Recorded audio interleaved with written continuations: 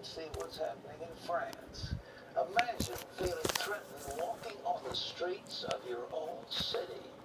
If your skin happens to be white, a pale face. In parts of France, that scenario is all too real. That's because of a growing number of attacks on the native French in territory controlled by those disciples of peace, the Muslims. Dale Hurd brings us this shocking story from Paris. White French being beaten up by predominantly Muslim immigrant gangs. Violent crime can happen anywhere and to anyone, and for many reasons. But in parts of France, it has become especially dangerous to be white. There are parts of France where the native French are no longer welcome. Muslim immigrants consider it their territory, and whites enter at their own risk. The French call them sensitive urban zones. They're no-go zones where the police don't enter or don't enforce the law. They're little Muslim caliphates inside the borders of France. And it's like that because these parts of the country are in the hands of drug traffickers, gangs, and imams.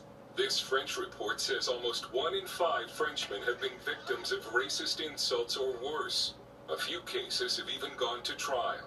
Some of those who launch racist attacks on whites use Islam as the reason they do it. They may not even speak Arabic, but they still use Islam as a flag. Tariq Yildiz, a French sociologist, has written the book Anti-White Racism. Yildiz is not native French, but is the son of Turkish immigrants. My book is viewed as politically incorrect and breaks a taboo. The idea that immigrants could oppress whites. It's a reality for this Frenchman named Max. He's been attacked more than once by immigrants and still has a bruise under one eye from the latest attack. Max sports an American accent after living in the U.S., but he's French and has joined Generation Identitaire, a youth movement united around the defense of French culture and white French identity.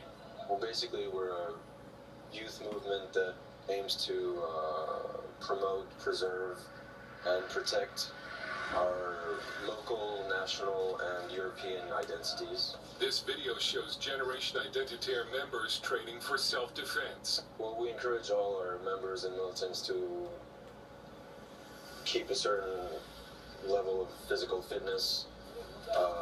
Self-defense is a part of it, obviously. As the French left's grand experiment in multiculturalism goes up in flames, some quarters of French society are dividing into tribalism and ethnic identity. Pierre Cassien and Christine Tesson are anti-Islamization activists. The French people are increasingly living in fear. They fear the imposition of Islamic law and the organized violence against any French person, including the police. More and more Islamists threaten riots, assault, and try to impose Sharia. They attack the police. The Republic is in danger. This French news report shows Generation Identitaire members out on a security patrol. Yildiz says by ignoring the problem of immigrant attacks on whites, the French establishment and media are only helping to ensure that more whites will seek out groups like Generation Identitaire for protection. If the state will not punish these people and the media will not talk about it, the victims will get increasingly frustrated and could become racist, and then we will have a confrontation. Not only is the problem being ignored, the French left and many mayors actively promote the growth and spread of sectarian Islam. For good reason. Muslims have become an important constituency of the left. 90% voted for Socialist President Hollande in the last election. Former Muslim Pascal Halout wanted to show us the mosque in the Paris district of Barbès that the mayor's office is paying to renovate. The name of the mosque is in Arabic, so perhaps the French don't realize they're paying to renovate a mosque named Conquest. So this is like another country inside France, yeah? Yeah. The liberalization or balkanization of France is beginning already with the help of the state of France. Lebanon. It's a word some use to describe France's future as a nation divided and engulfed in sectarian conflict. Halout believes, as do many experts, that the French left's experiment with Islam is going to backfire badly. The French feel outnumbered, outmaneuvered, and in the minority. If things continue at this rate, we will have the same situation as in Kosovo or Lebanon. Civil war. Dale Hurd, CBN News, Paris. Great reporting. I asked if Dale had gone down in one of those bomb years, and I was told that his white skin wouldn't really permit it, but he did a great story about it.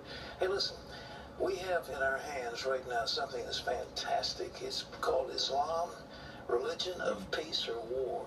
You need to have this book. It is just beautifully written. It is analyzed by Arabic-speaking experts on Islam. It has multiple quotes from Muhammad, directly from the Quran. It has historical facts and the story in the appendix of how many hundreds of millions of people have been killed by Muslims in various parts of the world over the years, from all groups, from the Hindus, from Indians, Chinese, etc. You need to have this book. We've got 6,500 people, I believe, so far. 16,000, I'm sorry, 16,000 have asked for it. And we'll give it to you free. If you want multiple copies, you might consider a contribution. But it's published by, brought out by The Truth. The Truth. And it's called Islam, Religion of War or Peace. You can get it just by calling up or writing. The number's on your screen, and you can log on to cbn.com. I saw something in the press yesterday that the Wall Street Journal had a comment on today.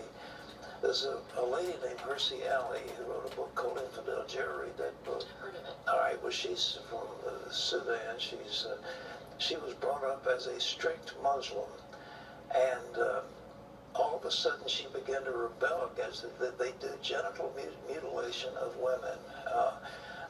I mean, it's really horrible what they do. They have enforced marriage. They have subjugation of women. They have women beaten and so forth. And so Hirsi Ali took a stand against it, and they kicked her out of her society, and she went to Europe and ran for Parliament, I believe, and was it Belgium where she was elected to Parliament. A great spokesperson for human rights. Brandeis University, which is named after Louis Brandeis, that great Supreme Court lawyer and judge. Brandeis University was going to give her an honorary degree, and then they said, well, she's too controversial, we're not going to do it. So they pulled back the invitation to Hirsi Ali. I mean, it's shocking. And so, listen, they intimidate. When they're in the minority, they speak peace. When they get in the majority, they oppress and beat and kill, just like it's happening in France. Islam, you need this book. You need the book to tell what's going on. Enough. We need to be informed. Well, we really do. I mean, it's so insidious. I mean, when I was growing up, I went to college, and we talked about jihad. We learned about jihad in college, and all the jihads were militant attacks by Muslims against the Christian populations of North Africa and the Middle East.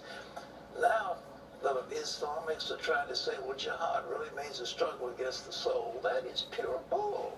I mean, it is a struggle to maintain or acquire dominance. And the desire of the Muslim Brotherhood is to reestablish what they call the caliphate, which was they want the caliphate was located in Baghdad in Iraq, and was that crescent throughout that area. That's what the Muslim Brotherhood wants. And somehow our government, our leaders, they're just like blind or willingly duped. Well, we got some good news coming up, some fun news. Let's get fun news. I've been giving heavy stuff. Let's get light stuff. Okay. Coming up, Tyler Perry, Mario Lopez, and LL Cool J. All of these celebrities credit their buff bodies to one trainer. There he is, Jimmy Pena, and he's here to